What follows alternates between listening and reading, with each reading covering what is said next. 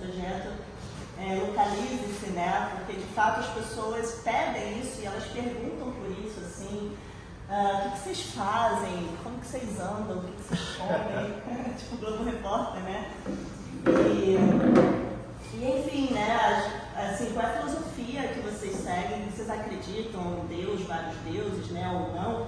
Então é realmente um programa muito necessário e muito bacana mesmo. Obrigada aí por esse projeto, obrigada por me convidarem para participar. Eu fiquei então com o terceiro. Deixa eu só saber o nome das pessoas que eu não conheço. Você aí atrás é a? Eu sou a Cris. Cris. Chandra Priya. Chandra Priya. Luciene. Luciene. E Cristiane. Cristiane. Como me conhece? Assim, um reunião, uma varagem boa. Que legal, bacana. E você então, qual é o nome? Champacalaca. Haribou. E eu fiquei então com o terceiro encontro, que é sobre prática e estilo de vida, né? Nós vamos falar sobre aqueles tentar, né? Porque o tempo é curto. A gente vai tentar então falar sobre esses 5 tópicos, que é a Varnashram Dharma, organização da vida, os 4 princípios que são bases da pureza, alimentação como vegetarianismo, prasada, diferenças entre vida dentro e fora do templo e a cultura de Bhakti de modo geral, né, que é o estilo de vida espiritual. Sobre, assim, quando a gente fala de prática e estilo de vida, é interessante porque nós não gostamos de nos auto-identificarmos como uma religião, né? Até o meu mestre espiritual ele fala muito sobre isso, né? De que, olha, a gente não deve exatamente se identificar como uma religião, porque de fato não é. Ao mesmo tempo porque tem escritura, tem os devotos, tem Deus, né? Tem, assim, de fora para dentro as pessoas nos veem como uma religião. Mas não é uma religião no sentido de que nós seguimos uma filosofia que é transcendental, né? E as religiões seriam, assim, materiais ainda, né? Seriam divisões materiais e que a gente está falando é de espiritualidade. Então, as pessoas perguntam, se não é uma religião, então é o quê? Uma filosofia? Mas se a gente fala também que a gente é uma filosofia, parece assim uma coisa só de estudiosos, não faz mais nada além de só ficar estudando e tentando entender, né? Então também não pega muito bem assim, uma filosofia, nem uma religião. Então a saída que a gente usa é um estilo de vida. O que é Hare Krishna? É um estilo de vida. Essa assim, é uma saída quando a pergunta também é rápida, né? É um estilo de vida. Então é sobre esse estilo de vida Hare Krishna Vaishnava que a gente vai falar hoje, tá? Prática e estilo de vida. Eu vou falar mais uma coisinha esquecida, daqui a pouco eu lembro. Hoje eu vim sem anotação, eu gosto de ir com caderninho de anotação. Mas é isso, prática e estilo de vida, a gente vai falar sobre esse estilo de vida Hare Krishna, que é uma saída assim para o que vocês são exatamente, né? Uma religião, uma filosofia, é um estilo de vida. Lembrei, estava enrolando para lembrar. Então, a outra coisa que eu queria falar sobre prática e estilo de vida, gente, é que tudo que a gente vai falar ali, a gente tem que levar em consideração uma coisa que Prabhupada, a chave está lá na nossa mesa. Uma coisa que Prabhupada falou, que é muito importante, que ele falou assim 3 palavras. Tudo depende de tempo. Olá, tudo bem? Boa tarde. Você é a? Lourdes, seja bem-vinda. Luz, seja bem-vinda, Luz. Obrigada. Imagina, tudo depende de tempo, lugar e circunstância. Então, de fato, existe um estilo de vida? Existe. Mas ele é flexível a tempo, lugar e circunstância. Existe uma base que não é flexível. A gente vai falar sobre os 4 princípios reguladores, por exemplo. Eles não são flexíveis. Não importa tempo, lugar e circunstância, eles não são flexíveis. É a base, são os pilares do nosso estilo de vida. Qualquer coisa depois desses princípios reguladores, desses pilares, é flexível. Prabhupada, por exemplo, ele veio da Índia, que tinha uma cultura, um estilo de vida, que ele quando trouxe, né, a missão era trazer a filosofia, o entendimento de quem é Krishna, etc. Mas ele veio com essa cultura. Quando ele chegou aqui no Ocidente, no caso nos Estados Unidos e Nova York, ele percebeu que não dava exatamente para impor aquela cultura indiana nos ocidentais, principalmente no que concerne as mulheres. Hoje a maioria aqui de alunas, né, de ouvintes, são mulheres, né, a professora palestrante também, os homens estão em minoria. Mas principalmente no que concerne as mulheres, ele percebeu, opa, não vai dar para eu querer trazer essa cultura da Índia, porque é outro papo, é outro lado do mundo. Então ele percebeu que algumas coisas deveriam ser adequadas ao estilo de vida americano. E assim ele nos ensinou que existem os pilares e que todo o resto é tempo, lugar e circunstância. Ah, tem que fazer isso? Depende. Em que momento? Onde? Qual é a circunstância? Em um tempo, lugar, circunstância, talvez isso seja aceito, essa prática, esse estilo, essa atividade. Em outro tempo, lugar e circunstância, talvez não seja adequado. Então, a gente tem que ter essa inteligência de saber também quando pode o quê, né? Para isso, a gente tem que aprender os pilares, né? Então, isso que eu queria falar de introdução, assim, realmente é flexível, tá? Então, vamos lá, a gente vai começar. Alguém tem uma pergunta até agora? Algum comentário? Vamos começar pelo Varnashrama Dharma, que é aí a organização da vida. O que é o Varnashrama Dharma? Ele é um sistema social védico, tá? A cultura védica antiga existia um sistema social que é bem diferente, não tão diferente na verdade, ele é um pouco diferente do sistema social atual ocidental, mas que tem muitas coisas parecidas, porque não sei se vocês já perceberam, não sei se alguém aqui é estudioso de, como é que é aquela faculdade que estuda os homens? Antropologia, não sei se alguém aqui é estudioso de antropologia, mas o pouco que, você?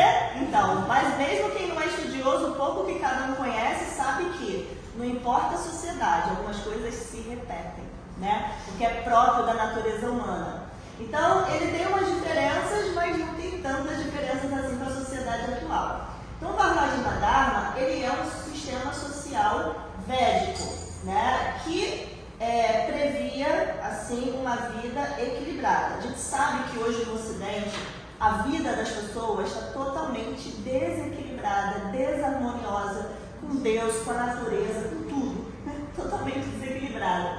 Então o sistema social védico, ele ajudava também todo mundo a ter uma vida equilibrada. E o mais importante, que eu não sei se eu vou falar depois, acho que não, acho que era aqui mesmo.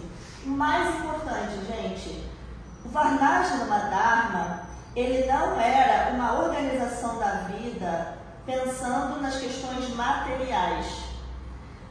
Existe uma diferença muito grande da sociedade atual com a sociedade védica antiga, que é a pequena diferença. Hoje, toda a nossa organização da nossa vida e da nossa sociedade é com fins materiais. Então, a gente ensina as crianças a ir para a escola, para estudar, para quê? Para que ela tenha um trabalho, para que ela sustente a família dela, tenha um emprego, entendeu? Todos os objetivos são materiais. E não existe mais, cada vez mais, no Oriente isso ainda está um pouco preservado, mas no Ocidente cada vez menos, existem os objetivos que são espirituais, que vão além do corpo, além de uma vida material, que estão se conectando diretamente com o espírito, quem nós realmente somos, almas espirituais, que vamos continuar nossa caminhada além dessa vida.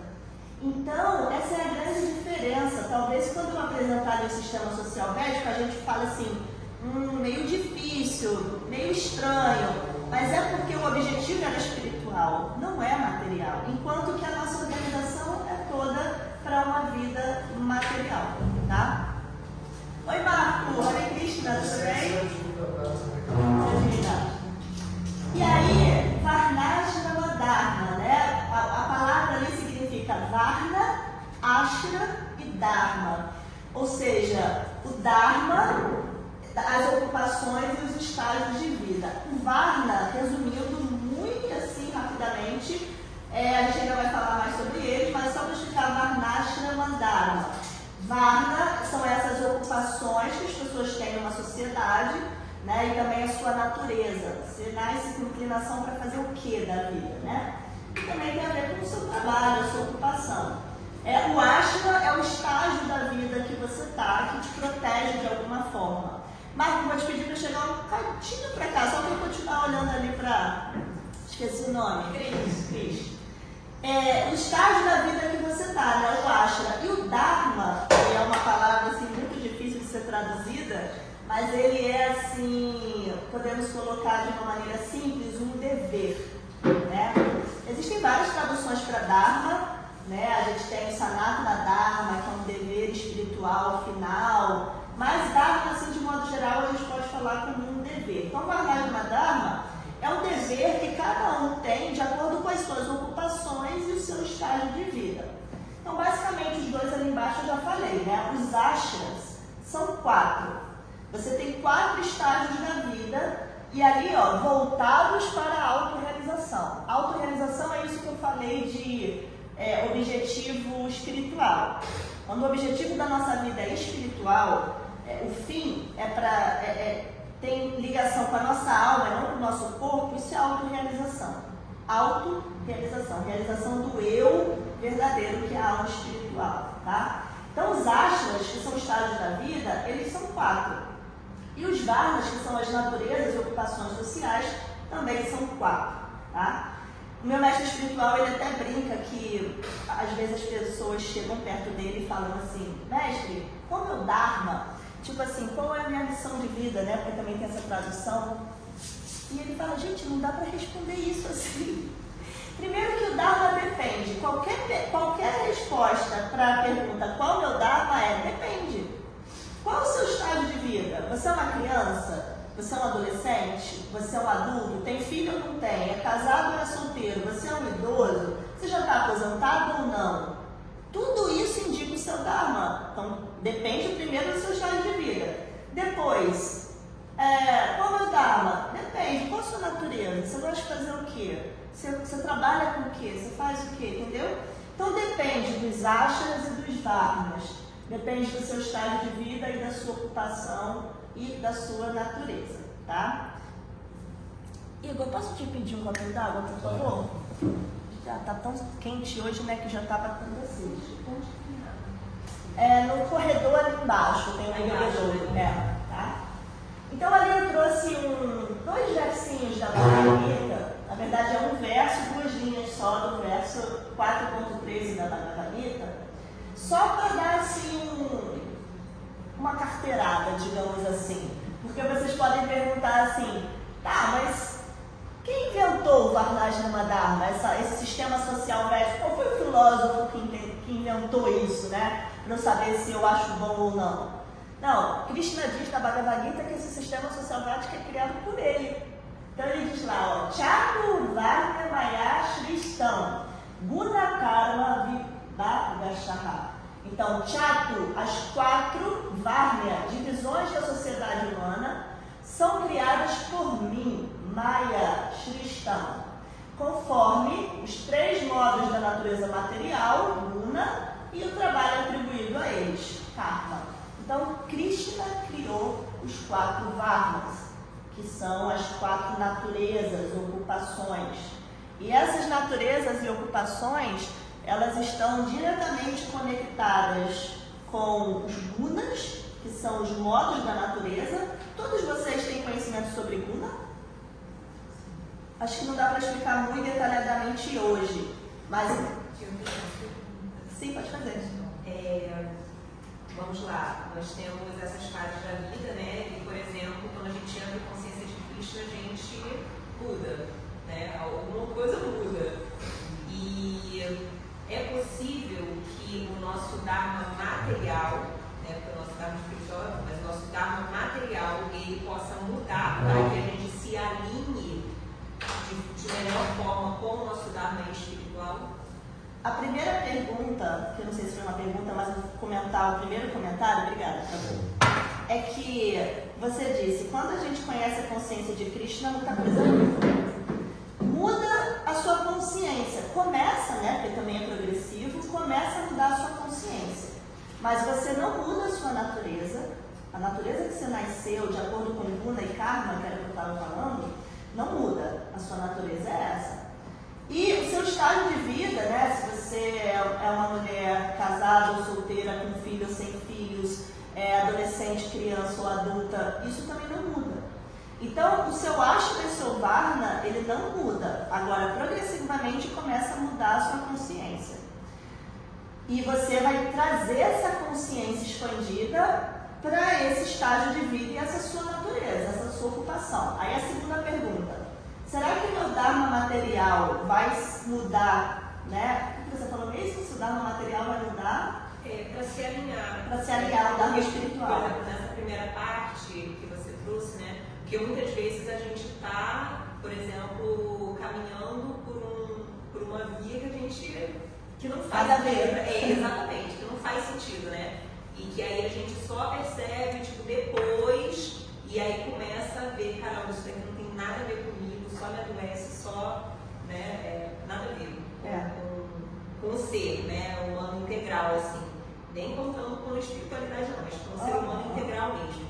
E aí você começa a fazer essas mudanças, né, buscar essas mudanças e tal, e aí vai com essa consciência de Krishna. Isso daí tem alguma coisa a ver? Perfeito, então, primeiro isso, a sua natureza não muda e o seu estado de vida não muda, mas a sua consciência começa a mudar e você vai trazer essa consciência para essa natureza e para esse estágio de vida. E aí agora a sua segunda pergunta, o exemplo que você deu foi perfeito, de fato, o seu Dharma material vai começar a se alinhar, não ao Dharma espiritual, mas à sua nova consciência. Então, por exemplo, a gente tem um irmão espiritual que ele fez zoologia, eu acho, não sei se foi zoologia. E na faculdade de zoologia, que eu não sei se é zoologia, mas enfim, alguma coisa com animais, eles faziam, na própria faculdade, ensinam a fazer os testes, né? Testes em animais. Zootecnia. Testes de animais e, sei lá, ver como é que mata a vaca para vender no açougue, tipo assim, né? E aí depois que ele conheceu a consciência de Krishna, ele falou, gente, não dá mais, depois do que eu entendi aqui, não dá mais para continuar nesse trabalho, assim, não bate, né? E aí ele sai desse trabalho e vai fazer outra coisa dentro da natureza dele com animais, mas aí ele foi fazer um projeto de proteção às vacas. Quer dizer, ele já tinha uma natureza, uma conexão com os animais. E aí, com uma consciência, ele foi para a zootecnia. Depois, quando a consciência de Krishna chegou, ele foi para a proteção às vacas. Então, claro, ela vai se alinhar à sua nova consciência. E aí, algumas mudanças podem ocorrer nas nossas vidas, né? Com certeza. Porque, como você falou, algumas coisas a gente já fala assim, tem mais nada a ver isso. Nem consigo mais, assim, né? Nem que o pessoal às vezes fala, né? Até sobre o tema de hoje, estilo de vida, as pessoas falam, que radical. Por exemplo, eu, né? Deixei meu emprego, a casa, a família, fui mudar no tempo, não sei o quê. Pô, que radical, não sai, não faz mais nada. Gente, não é que estão me obrigando, nem que eu estou fazendo para seguir É natural. É natural, tipo, não me atrai mais, não me atrai, assim, e aqui me atrai muito, então é natural, né? Naturalmente você vai se conectando. Nossos antigos que frequentaram o Tempo da Glória, né? Uns anos atrás, na Rua do Templo tinha uma banca de jogo de bicho, então tinha um anotador que, com contato, né, com as diárias, com os devotos, ele largou aquilo. Não consegue mais, assim, a consciência muda. Bom, vamos lá então. Ashras, vamos tentar, assim, porque Varnashana Dharma é um tema muito, muito longo, assim. Lá em Vrajabhumi, eu com o Goura fizemos um retiro só de Dharma e eu dei, assim, uma aula de 3 horas só de Varnashana Dharma. Então aqui a gente vai resumir em 18 minutos. O que são os Ashras? São os 4 estágios da vida voltados para a autorrealização, né? Então, esses estágios da vida no sistema social védico, ele é dividido em 4. Aqui na nossa sociedade ocidental, basicamente a gente divide assim, criança, jovem, adulto e idoso. Também é mais ou menos 4, né? E no sistema social védico é Brahmachari, Grihastha, Vanaprastha e Sannyasi. Lembrando que tudo é direcionado para espiritualidade. Então, a meta da vida é chegar no final da vida e você não estar apegado ao que é temporário, que é o corpo, e pronto para seguir o seu caminho de ou uma próxima vida ou uma liberação desse ciclo de nascimentos e mortes. Então, as pessoas no sistema social védico, elas tinham essa consciência. A vida era para quê? Para você expandir mais a sua consciência e se liberar, sair desse mundo. Hoje a gente perdeu essa consciência, principalmente no Ocidente. Então aquela divisão ali é toda voltada para a autorrealização. O Brahmachari é essa fase que a pessoa vai estudar. Isso também tem na nossa sociedade. A criança vai para a escola dos 5 aos 18 anos. Depois dos 18 aos 24, 23 para a faculdade. Então é a mesma coisa. Dos 5 aos 25 anos, nós temos o Brahmachari. Temos um Brahmachari aqui de exemplo. São os que usam o açafrão assim. O Brahmachari, ele é um estudante. Ele está dedicando a sua vida a estudar. Porém, tem uma diferença. Ele estuda assim tudo que os ocidentais estudam, mas além disso ele estuda a consciência de Krishna, estuda a filosofia védica, estuda a astrologia, a Ayurveda, a espiritualidade, E a ideia é que também, para que ele tenha uma boa base, para que ele possa entrar na próxima fase da vida, que é a vida familiar, a vida de casado, é importante que esse Brahmachari ele seja celibatário e que ele esteja afastado um pouco de uma vida assim, social normal, se afaste um pouco para uma zona rural, bem antigamente floresta, aquelas coisas, Porque se ele já começa a misturar muitas coisas, ele perde esse foco do estudo, também é o momento de adquirir qualidades, qualidades importantes para a vida familiar, para a vida espiritual. Então, é um momento de retirada também, Só para focar nisso. Depois que passa, então, dos 25 anos, ele pode entrar na vida familiar ou não. Se ele sentir que tem uma natureza para celibatário eterno, ele pode ir direto para o sannyasi, para o último estágio, ou ele pode, aos 25 anos, ou ela procurar um esposo, uma esposa e entrar numa vida familiar, ter filhos, etc. Que é o que a gente chama de grihasta. Então, o sistema social védico, os ashras, eles são divididos em idade mesmo. Dos 5 aos 25, Brahmachari. Dos 25 aos 50, mais 25 anos, vai ser a vida familiar. Essa vida familiar, ela tem que ter como objetivo, claro, criar os filhos, mas adquirir bens para deixar para os filhos. Também é muito parecido com a nossa sociedade, E quando ele chega aos 50 anos, isso é bem diferente da nossa sociedade, Quem ouve isso pela primeira vez fica meio assustado. Mas, diferente da nossa sociedade, quando esse casal chega aos 50 anos, eles entram, o que não lembra que eu falei que era flexível e que dependia de tempo, lugar e circunstância, não é obrigatório, tá, gente? Mas esse casal, ele deveria, aos 50 anos de idade, entrar no estágio vanaprastha. O estágio vanaprastha é quando você é aposentado. Quando você para de trabalhar, deixa os seus bens, seus bens, as casas, imóveis para os filhos que estão começando a vida de grihasta e já vão começar bem, tendo casa, tendo bens, carro, etc. Então você entrega isso para os seus filhos e esse casal ele vai se retirar.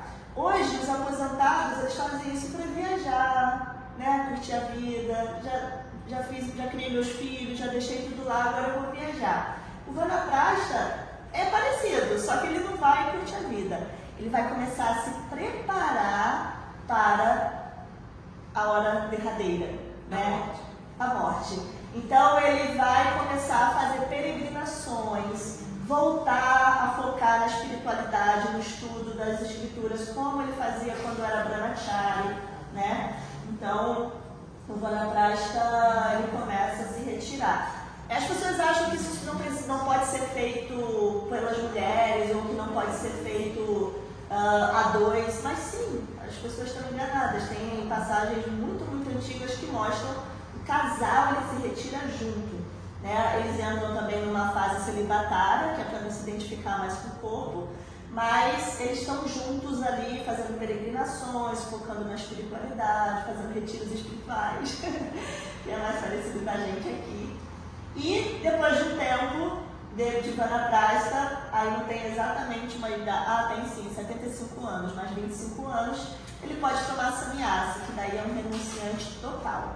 Aí não tem mais o esposo, a esposa, não tem filho, filha, casa, aí ele realmente agora vai usar a vida dele para espalhar esse conhecimento e para realmente se dedicar 100% à vida espiritual. Porque o Vanaprastha, ele ainda volta para visitar a família, ele ainda está ali com o companheiro, com a companheira, mas o sannyasi não, a partir dos 75 anos de idade, aí ele já está indo mesmo, assim.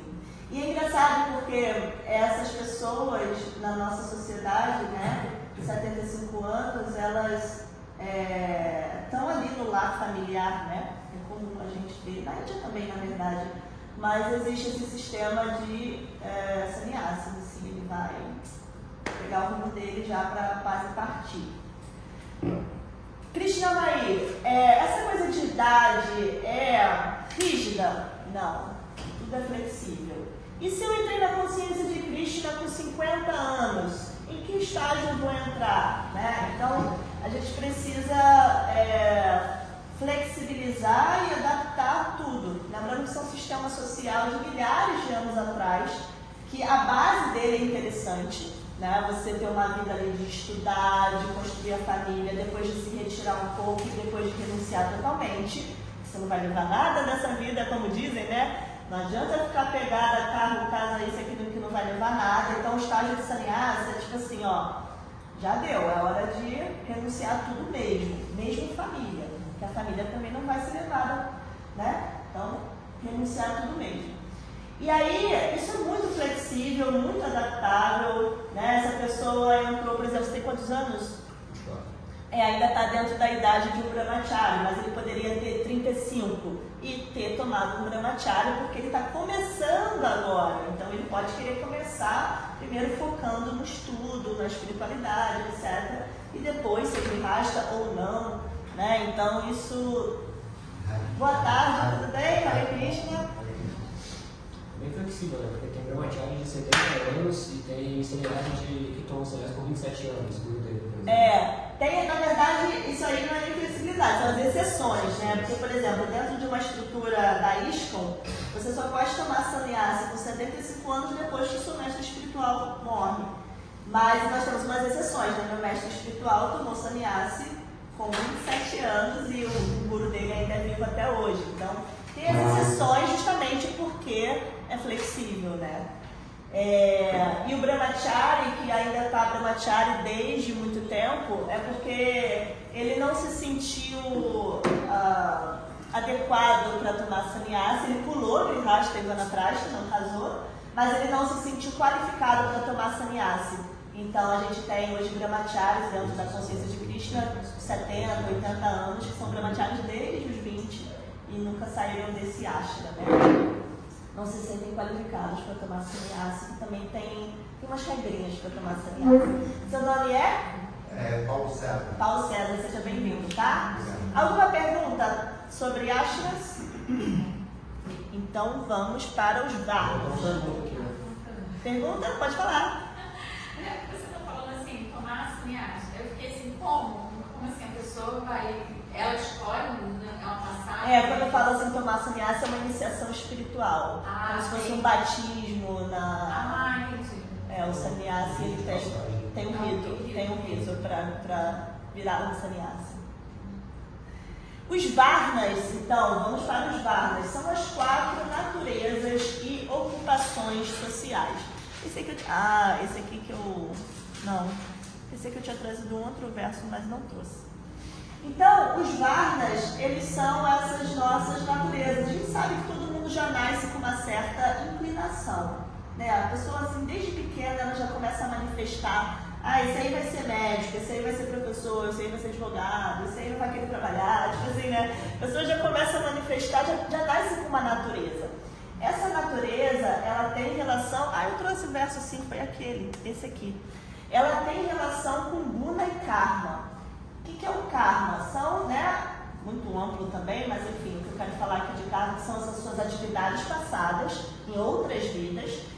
vai influenciar a natureza que você nasce nessa vida, a inclinação que você nasce nessa vida.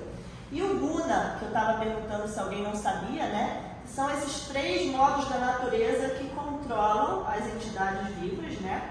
Que são bondade, paixão e escuridão.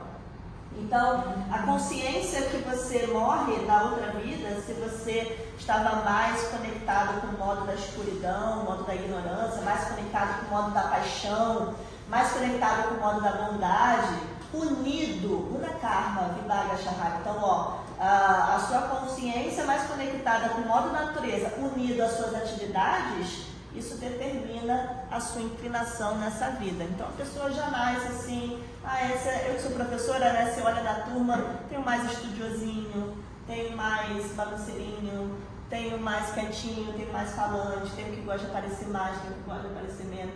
Né? A pessoa já tem ali uma inclinação, isso vem da vida passada, tá?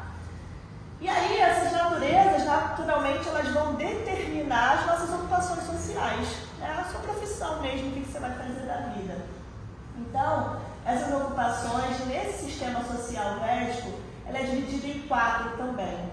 Brahmanas, Kshatriyas, Vaishyas e Shudras. Então, os Brahmanas, lembrando que tudo no sistema social védico é ligado à espiritualidade. Não tem nada aí pensando cada um no seu material, no seu bolso, na sua vida, tudo ali é pensando no todo, né? Na espiritualidade como meta final, na alma, no corpo e etc. Então, o Brahmana, ele é o conselheiro espiritual. É aquela pessoa que é respeitada por todos, né? Que geralmente são os sannyasis, mas ele é respeitado por exemplo, numa aldeia indígena, é aquele ancião. Ele é respeitado por todos, porque é ele que vai direcionar. Ele tem tanto conhecimento que ele vai direcionar todo aquele povoado, aquela população, aquela sociedade. Aí as pessoas comparam um pouco com o professor, mas é um pouco diferente, porque o professor na nossa sociedade, ele está ali apenas ensinando ensinamentos materiais, né? Matemática, gramática, história, geografia. Os brahmanas naquela época também ensinavam isso, mas não era só isso, era principalmente um conselheiro espiritual, né? Então é um pouquinho diferente do professor. Os professores hoje não são brahmanas, não são conselheiros. Eles não são conselheiros espirituais, eles nem têm essa consciência aqui no Ocidente, né? Então é um pouquinho diferente. Então, o Brahmana, assim, por exemplo, para vocês terem uma ideia do respeito que um Brahmana tinha, ele tinha um rei, por exemplo, né, que comandava, era monarquia, não era democracia. Então, você tem a monarquia, você tem um rei que mandava em tudo, certo? O imperador que mandava em vários locais. E aí, o rei, ele prestava reverências com a cabeça no chão para o guru, para o Brahmana. E o que o Brahmana falasse para ele, se o rei ele não seguisse o que um Brahmana falasse, ele estava fadado ao fracasso, assim, era já considerado um péssimo rei.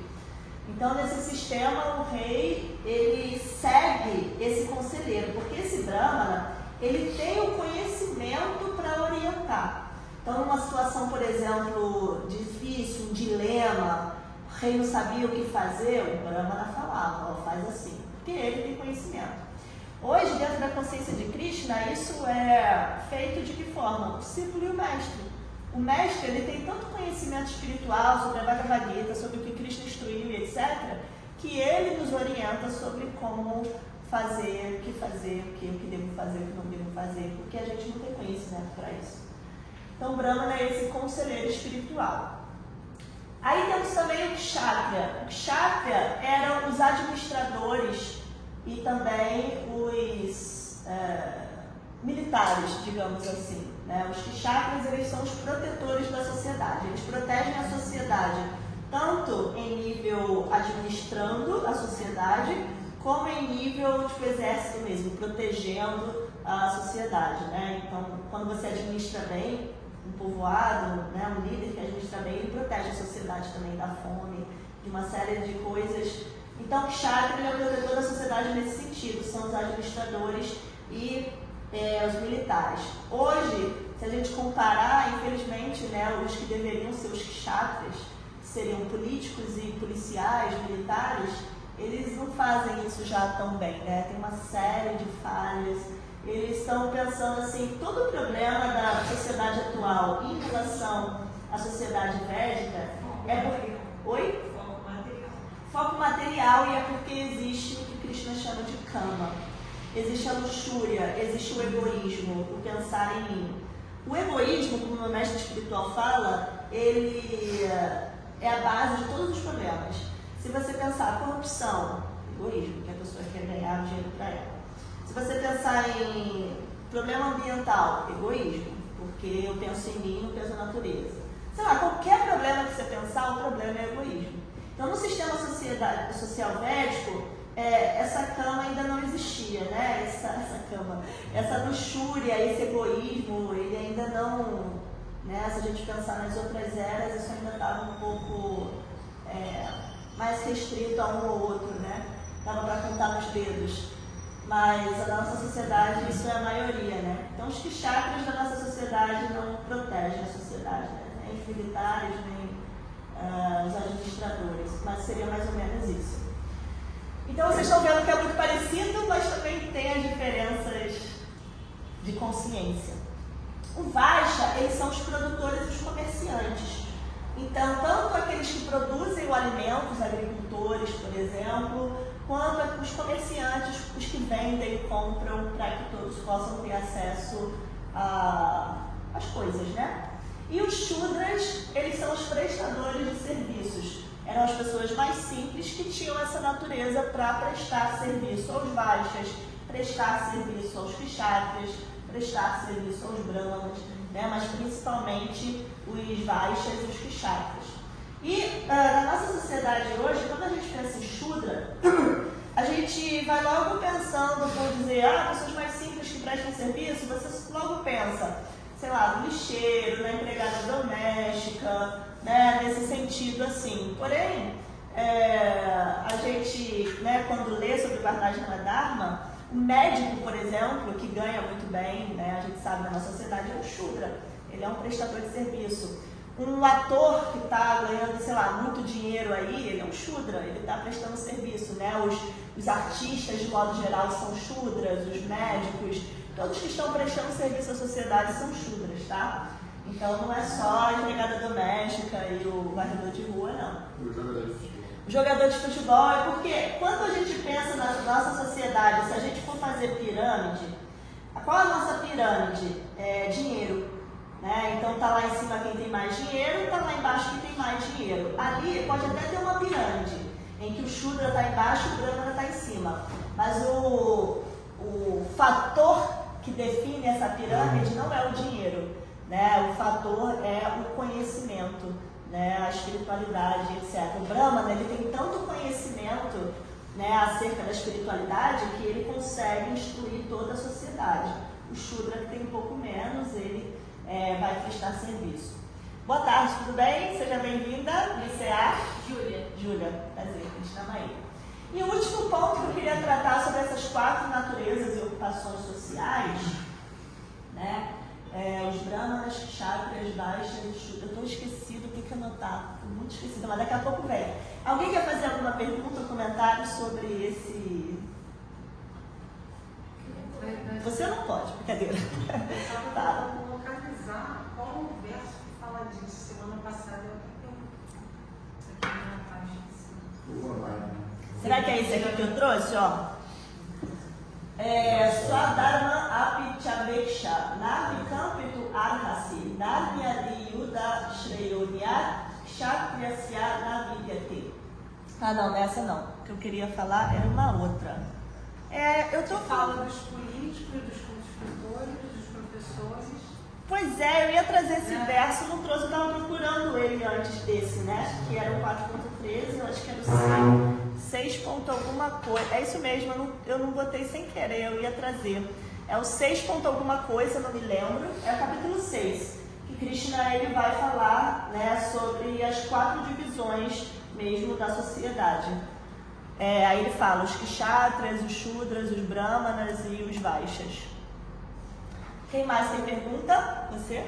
Queria comentar, Pode falar. porque tem formação em ciências sociais, antropologia, sociologia política. Que legal. Aí eu estudei essa parte das varas, bem interessante. Assim, e também sou professora de yoga, gosto muito da cultura Que védica. legal. E eu tinha dado uma aula falando sobre essa questão das varnas, né? De como que foi deturpado a questão Virou casta. virou casta, né? Que é uma questão mais de poder, de você gerar um poder de pirâmide, que foi o que você comentou. Ah, lembrei o que eu ia falar então, você me ajudou. Era isso. Não, era outra coisa. Vai ser sendo deturpado, vai sair do espiritual, né? A questão importante do espiritual vai embora. E eles reconstruíram as varnas como se fosse uma coisa de poder ali, você colocar o poder da varna lá em cima dos brahmanes. Perfeito. Entendeu? Aí menosprezar os shudras. Se eu não me engano, tem uma outra casta que é mais inferior ainda do que os shudras, né? Esqueci o nome. Dalits. Dalits. Perfeito. Qual é o seu nome mesmo? Chandra Priya. Chandra Priya. Chandra, é perfeito o que você falou, você me lembrou que eu queria falar. Justamente, na sociedade védica, assim, em algum momento eles devem falar sobre isso, né, nos encontros, assim, todo mundo é um servo, né, na consciência de Krishna todo mundo é um servo. A gente aprende que a gente é um servo de Deus e naturalmente, se você é um servo de Deus, você é um servo do mundo todo. Então no sistema social védico isso é muito forte. O Brahmana, ele servia com o seu conhecimento o Kshatriya, o Vaishya e o Shudra.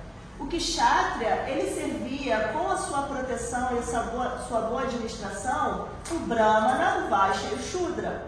O Vaishya, com a produção de alimentos e o comércio, ele era, por exemplo, quem dava o trabalho para o Shudra e quem pagava os impostos para o Kshatriya e quem fazia doações ao Brahmana, que era um renunciado. Então o Vaishya, com o seu dinheiro, que era o cara do dinheiro, era o Vaishya, ele protegia Brahmana, que ele fazia doações, Kshatriyas, que ele pagava impostos, e Shudras, que ele dava o trabalho.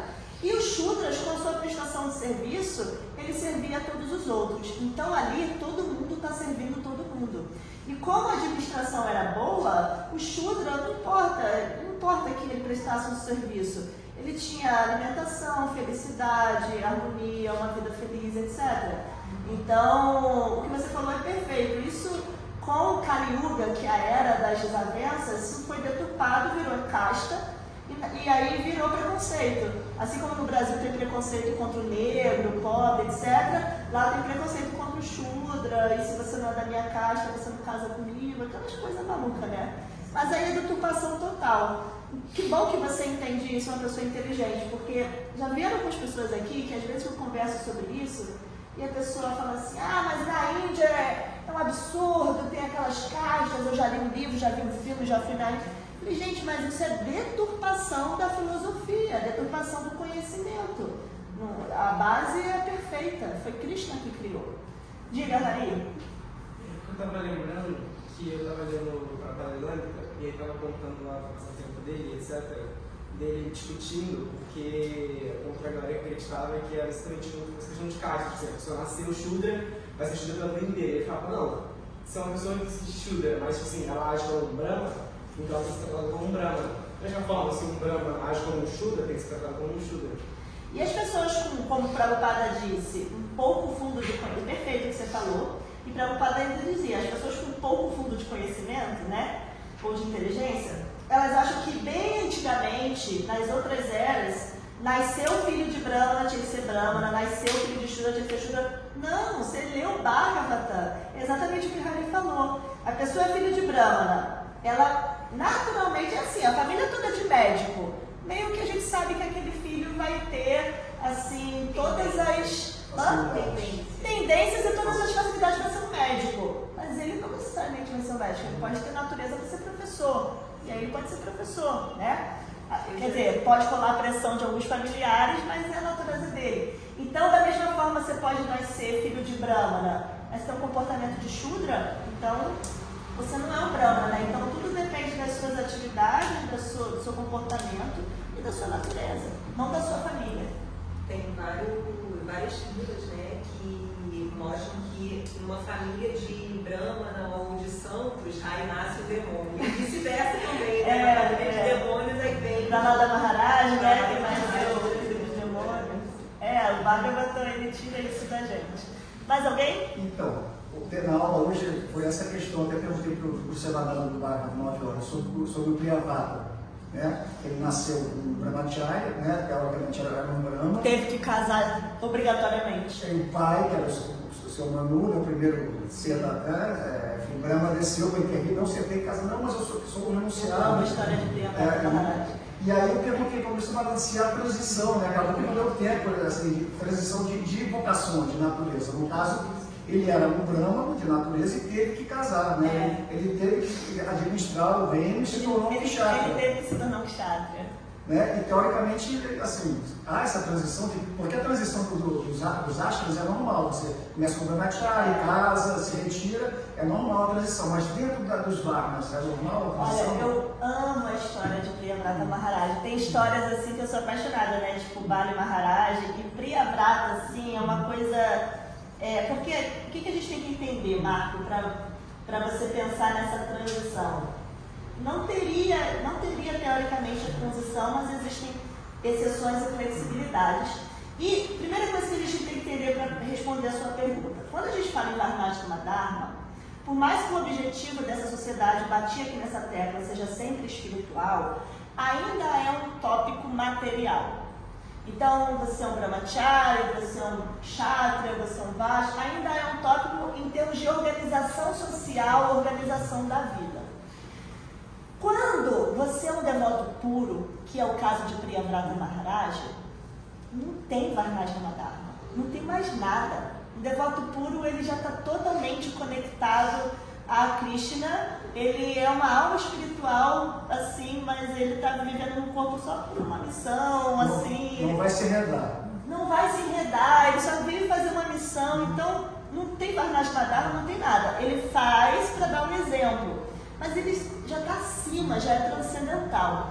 Então, o lance da história de Priyavrata Maharaj é que ele era um brahmana, ele estava totalmente, devoto puro, totalmente conectado a Krishna, e ele queria seguir a vida de celibatário, só estudar, ensinar, etc. De brahmacharya passar direto para sannyasa. Isso, só que ele nasceu filho de um progenitor, né? E ele precisava ser um progenitor também.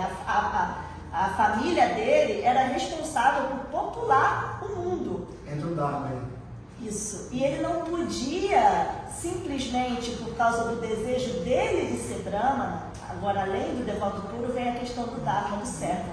Ele não podia eu quero ser brahmana. Sim, mas você veio com a missão de popular o mundo. Então, como um serviço a Deus, ele aceita, né? Brahma teve que vir lá do mundo espiritual, dar o que é o avô dele. Ele falou, não vou casar, não quero casar, não quero ser rei. E aí o pai não conseguiu convencer, e Brahma veio e falou, meu neto, essa é a sua missão, você tem que fazer isso. E aí, como um serviço a Deus, ele aceita ser rei e aceita casar, coisa que ele não queria, não tinha a menor natureza. Aí ele casa, várias esposas, né? Porque tinha que ter um monte de filho e tal, uma só não ia popular o mundo, tinha que ser dar. E aí ele casa, ele administra, ele é um excelente rei. E o mais legal da história de Priyavrata Maharaj é que no final fica todo mundo impressionado como é que uma pessoa que foi tão bom rei, tão bom pai, tão bom esposo, consegue renunciar a tudo assim, tipo, tchau. Mas por quê? Porque ele não se apegou, ele estava fazendo aquilo só como um serviço, uma missão. Encarna yoga, né? Ele é um devoto puro, sim, né? Então, o Guru Sivananda falou isso? Karma Yoga? Não, é mais ou menos. Né? É porque ele é um devoto puro, sim, então ele está acima dos yogas, né? Mas ele simplesmente fez como uma missão, Marco, como um dever. Atuou conectado com Krishna, não se apegou. Não se apegou e depois ele voltou a sannyasa, a renunciar. E depois eu pensei que fazer o paralelo até com a Arjuna na Bhagavad Gita, que teve que cumprir o Dharma. Exatamente, né? Perfeito. A Arjuna não queria lutar, imagina matar o avô dele queridíssimo, mas ele faz como um serviço, um dever a Deus, exatamente. Falando no Bhagavad Gita, no capítulo 18, que é melhor você fazer a sua função não mal feita, né? Mas fazer a sua função do que fazer uma função de alguém perfeitamente, né? Melhor você fazer o seu, cumprir o seu dado de alguma forma. Se cumprir, não precisa ser perfeito, é melhor do que você cumprir o dado de alguém. Perfeito, Igor, você me deu a deixa pra gente avançar, senão não dá tempo de falar isso, que é exatamente isso. A última coisa que eu ia falar sobre Varnashrama Dharma é que, sobre Varna, na verdade, né, é que é importante que cada um siga o seu dever. Krishna fala isso 2 vezes na Gita. No 2.31, ele fala, considerando o seu dever específico de kshatriya, falando para o Arjuna, né? Você deve saber que não há melhor ocupação para você do que lutar, conforme determinam os princípios religiosos. E assim não há necessidade de hesitação. Nesse momento, Krishna está falando para Arjuna assim, Arjuna, se você é um kshatriya, não tem nada melhor para você do que lutar. Não fuja do seu dever, da sua natureza. E depois ele fala lá no 3.35, o que o Igor falou. É muito melhor cumprir os deveres descritos próprios, embora com defeitos, do que executar com perfeição os deveres alheios. A destruição durante o cumprimento do próprio dever é melhor do que ocupar-se dos deveres alheios, pois seguir o caminho dos outros é perigoso. Esse é um verso belíssimo sobre cada um seguir o seu próprio dever, que não saber qual é o nosso próprio dever e não do outro. Aquela perguntinha que fazem para o guru, né? Qual é o Dharma? Depende, né? Assim, progressivamente a gente vai com o nosso guru entendendo qual é o nosso dever. Porque assim, o que acontece, qual é o seu nome mesmo? Champakalata. Pode ser Champa? Não. Fica mais fácil. Não, Champakalata. Champakalata. E o mais interessante é que o nosso falso ego, às vezes, ele quer cumprir o dever do outro. Você tem o seu dever prescrito, mas você acha que você faz melhor o do outro. Aí você quer fazer o do outro. Então esse verso de Krishna é para assim, a gente entender que é melhor. Mas o que eu tenho que fazer na vida agora, tipo, cuidar do meu filho, eu não faço tão bem. É melhor eu ir trabalhar. Não. É melhor você cumprir o seu dever com defeitos do que você cumprir o dever do outro. Então isso em relação a tudo na vida, né? Cumpra o seu dever. Se você é pai, se você é mãe, se você é professor, se você cumpre o seu dever. Mas tem defeito. É melhor. Não faça o dever do outro, né? É nesse sentido. Vamos avançar? Alguém tem mais alguma pergunta sobre Varnashrama Dharma? Então vamos para o próximo tópico de hoje, de prática e estilo de vida. Segundo tópico ainda, que é os 4 princípios reguladores, que falam da pureza espiritual, né? Gente, esses 4 princípios são aqueles pilares que eu falei para vocês, que são inflexíveis. Tudo é flexível, mas os 4 princípios reguladores não, porque eles são a base. E também eles tratam de a gente não perder a noção, porque a gente é meio sem noção, né? Vamos combinar, a gente aqui no Ocidente não está muito educado, então a gente não tem muita noção das coisas. Então, isso é para a gente não perder a noção de que se a gente quer avançar na consciência de Krishna, se a gente quer se tornar um devoto, algumas coisas não podem ser, alguns comportamentos não condizem com esse desejo. Se o seu desejo é se tornar um devoto, algumas coisas não condizem. Então precisamos de 4 pilares de éticos, morais para seguir em frente, tá? Eles são o princípio de tudo. Então ali tem alguns tópicos importantes que eu vou ler. Primeiro, avanço espiritual. Estes princípios servem como alicerce para uma vida espiritual séria, facilitando o progresso na prática do Bhakti Yoga. Sem seguir esses 4 princípios, a gente não é sério e a gente não progride. Então, mas eu não consigo um deles. Tudo bem, um dia você vai conseguir, continue tentando progredir, mas enquanto ainda não é muito sério, sabe? Ainda é uma coisa meio só tentando mesmo. Desenvolvimento de qualidades. Eles ajudam a desenvolver qualidades essenciais para a vida espiritual, compaixão, veracidade, limpeza e austeridade. Nós vamos falar sobre esses 4, são eles os pilares, tá? Apesar de estarem ali escondidinhos, são eles os pilares da vida espiritual: compaixão, veracidade, limpeza e austeridade. Base ética: a observância desses princípios é considerada a base para se tornar um ser humano normal e, posteriormente, um devoto sincero de Krishna. Esse terceiro tópico é pesadão, assim, né? Não sei se vocês entenderam bem o que ele está dizendo ali, mas Prabhupada, ele nos ensina que seguir os 4 princípios reguladores é só para você se tornar um ser humano. Depois que você consegue se tornar uma pessoa civilizada por seguir esses princípios de compaixão, veracidade, limpeza e austeridade, aí sim você pode se tornar um devoto sincero de Krishna. E assim a gente vai ver que 99% da sociedade, principalmente ocidental, não segue esses pilares de compaixão, veracidade, limpeza e austeridade. Então, assim, a gente, segundo esse ensinamento, a gente vive mesmo numa sociedade incivilizada. Fortalecimento da consciência. Ao seguir esses princípios, o aspirante se fortalece para manter sua consciência elevada e permanecer conectado com o divino. Quando a gente segue esses princípios reguladores, esses pilares, a gente fortalece a nossa consciência. E isso nos conecta, sabe, com Deus, com Krishna. E ao contrário, já vou deixar você falar, Hari, ao contrário, quando a gente não segue, a consciência vai ficando densa, né? A gente vai perdendo mesmo a capacidade de se conectar, tá? Diga, Hari. Você falou a questão de virar um ser humano, porque aqui no Ocidente, e praticamente a galera que não segue esses princípios, são considerados animais mesmo, tipo, como corpo humano, mas as ações, o comportamento animal, assim. É que é pesadíssimo falar isso, né? É pesadíssimo, mas é forte, mas é o que o Prabhupada fala. É o que o Prabhupada fala, é o comportamento animal. A gente pode fazer uma comparação com essa questão de compaixão, veracidade, limpeza e austeridade, com os 4 pilares, com o carne. É o próximo slide, Vamos falar sobre isso, justamente. Pensava nisso, aí eu olhei, você acha que tem a ver? É meio total, essa é só a introdução, só para a gente entender, Igor, que os 4 princípios reguladores não é só não comer carne, não sexo, não. Não, os princípios reguladores, eles têm relação com isso, né? E aí, seguir esses pilares éticos, eles nos dão pureza espiritual. Então, vamos lá. Agora sim, o que o Igor perguntou. O Igor está me dando a deixa para os próximos tópicos. Sem saber.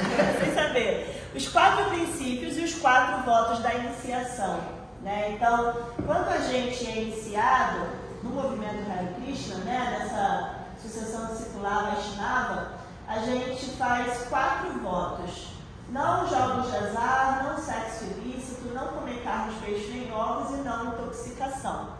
Além do 5º voto, que não é negativo, que é positivo, que é cantar o Mahamantra 16 voltas por dia, né? E aí as pessoas acham que os princípios, como está falando para o Igor, é só isso. É só não comer carne, não. Eles são, assim, a ponta do iceberg dos pilares que a gente deve seguir. Então, o primeiro é veracidade. Nós, para a gente se tornar seres humanos civilizados, normais, primeiro a gente tem que ser veraz. Krishna fala sobre a verdade na Bhagavad Gita, né? Ela tem que ser benéfica, ela tem que fazer bem das pessoas, né, etc. Mas, apesar dele ensinar como ser veraz, nós temos que ser pessoas verazes, né? Não dá para querer ser um mentiroso e querer ser um devoto. Fica meio, né? Não fica muito, não conecta, alinhado. Então, nós temos que seguir o pilar da veracidade primeiramente. E aí, qual é a ponta do iceberg da veracidade que o Prabhupada nos instruiu? Ele percebeu que tinha muito no Ocidente. Jogos de azar. Não vamos jogar jogos de azar. Isso é a instrução de Prabhupada, tá? E aí, a pessoa pode perguntar, por que jogos de azar? Porque ele alimenta a ganância, alimenta a inveja, alimenta a ansiedade. Tudo isso é negativo para a vida espiritual e quebra o princípio da veracidade. Um tempo atrás a gente falava jogos de azar, o pessoal ficava, nossa, por quê? Agora com essas bets faz todo sentido, né? As pessoas se suicidando, ficando pobres, endividadas por causa desses jogos de aposta. jogos de aposta. Teve a época do bingo, né, nos anos 90. Teve o bingo Foi também. proibido. Né? Foi proibido, né? Jogo do bicho. Eu acho que era hoje. Limpeza, pureza. Outro pilar importante é que a gente tem que seguir a limpeza / pureza, né? Porque quando fala limpeza, você tem que pensar mesmo em limpeza do corpo, limpeza da mente e também pureza espiritual, né? E aí a ponta do iceberg também, para a gente não quebrar o princípio da limpeza / pureza, Shotyam, né? Que é Shotyam, é o sexo ilícito. Por que não sexo ilícito? Porque ele vai gerar, esse também é outro tema polêmico, né? Porque na nossa sociedade ocidental é muito comum, assim, é normal o sexo, né? Adolescente já começa a iniciar ali a vida sexual, aí você tem um namorado, você tem um noivo, obviamente dentro do casamento, então é muito polêmico falar sobre isso porque pra gente é muito natural. Mas o que as escrituras védicas dizem é que o sexo, ele gera mais apego ao corpo. A ideia é que a gente entenda que a gente não é o corpo, que a gente é a alma. Quanto mais sexo eu faço, mais eu estou identificada com o corpo. Eu acho que eu sou isso. Então, por ele gerar apego ao corpo, o sexo, ele é regulado, tá? Mesmo dentro do casamento. Tem alguma coisa a ver também com relação à contaminação de karmas? Sim, é a pureza, com certeza. E aí, o que eu ia falar? E o sexo ilícito? O que é o sexo ilícito? Algumas pessoas falam que é só o sexo fora do casamento, etc. Mas, na verdade, o sexo ilícito é essa ideia de você procurar apenas o prazer para o seu próprio corpo, né? Então, é como se você usasse uma outra pessoa para dar prazer ao seu corpo. Isso é sexo ilícito. Isso pode ocorrer dentro do casamento. Você pode estar, né, usando a pessoa só para dar prazer a si mesmo. Isso é sexo ilícito. Então, e sim, Champatalata, essa pureza, claro, tem relação com isso. E aí eu vou falar outra coisa polêmica, mas que tem que falar, a gente vai ter um bate-papo. É normal na nossa sociedade, você tem um namoradinho, termina, tem outro namoradinho, termina. Eu também tive vários namoradinhos, né? Mas, se você parar para pensar, aí existem já estudos que falam sobre isso, cada pessoa que você tem um ato sexual tem uma conexão energética muito forte, né? E a coisa da pureza, a gente não quer ser puritano, tá? Não é um discurso puritano. Mas, de fato, quando as pessoas falam assim, poxa, é melhor casar logo, né? Fica aqui, fica ali, porque você pensa assim, negócio de sexo só depois do casamento. É um tema muito, assim, muito puritano, muito, assim, que não, parece que não condiz com a nossa sociedade. Mas se você pensar, você tem um namorado, tem práticas sexuais, relações sexuais, aí não gostou, termina. Aí vai com outro namorado, aí tem práticas sexuais, aí tem outro namorado. E aí, daqui a pouco, assim, né, realmente você já tá sem pureza mesmo, porque cada hora você tá com uma pessoa. Então é melhor usar mesmo, né? Porque é emocional, né? O sexo em si, como você falou, ele gera o apego. O apego, ele gera questões profundas emocionais, né? Que gera conflitos, né? Então, assim, acredito que quando você está dentro do casamento, né? Principalmente com uma base espiritual, você tem Krishna no centro desse casamento, né? Então, vocês dois estão direcionados para servir Krishna. Né? E não vai ter, não deveria ter, né, essa questão de, brigou, separa, porque hoje em dia é assim, né? Brigou, tem separa. isso, né? A coisa do divórcio, da separação, muito sociedade líquida, né? Como diz o Bauman. Isso que eu ia comentar. Tem umas estudiosas aqui. Pode falar. Porque ele é um sociólogo, né? Então eu falo sobre o amor líquido, né? Das relações, de como nós, na pós-modernidade, das coisas, só quer usufruir das coisas, o ser humano acaba sendo mais uma coisa a ser usufruída como uma coisa de descarte, né? Então a gente está, não só essa questão do caminho que você comentou, mas tudo deturpado. Ele comentou também aqui da questão da animalidade das coisas, né? Tudo só para obter prazer. de uma forma de usar os sentidos. Eu também gosto, eu sou estudante e terapeuta de Ayurveda, a gente estuda muito essa questão do campo vibracional, como que é afetado também as nossas relações do uso intenso dos nossos sentidos. É tudo pra fora, é tudo prazer, é só sexo, é só bebida, é só jogos, e aí você tem que realmente ter um controle. Você tem que Perfeito. Você explicou muito, esqueci seu nome. Chandra Priya. Perfeito, você explicou muito bem, viu? É exatamente isso, assim. Ainda bem que tá gravado, eu vou copiar depois dessa fala. Explicou muito bem, exatamente isso. Assim, o que eu falei, a gente quer ser um devoto, não dá, né? Namora aqui, namora ali, é um namorador, uma namoradeira, ou fica jogando, ou fica se intoxicando. Uma coisa não bate com a outra, né? Então, você qual é de qual área? Da psicologia. Da psicologia. Eu adoro muito Zygmunt Bauman. Legal. Inclusive no meu mestrado, me pautei muito nesse... Eu tenho modernidade líquida, também gosto muito. Nos estudos dele. Marcos, queria falar? Não. Alguém mais quer falar? Então falta ali agora compaixão, né? Outro pilar é a compaixão. Temos que ser pessoas compassivas. E o ponto do iceberg que Prabhupada nos instruiu é o vegetarianismo, né? Não comer carne e peixes. A gente vai falar dos ovos depois, mas basicamente não causar sofrimento a outros seres vivos, né? E a austeridade também é importante. Nós temos que ser verazes, puros, compassivos e austeros. E aí também a ponta do iceberg, tá, gente? A austeridade é muito mais, só que a ponta do iceberg é se intoxicar, né? E ali tem uma explicação, ó. Por que não intoxicação?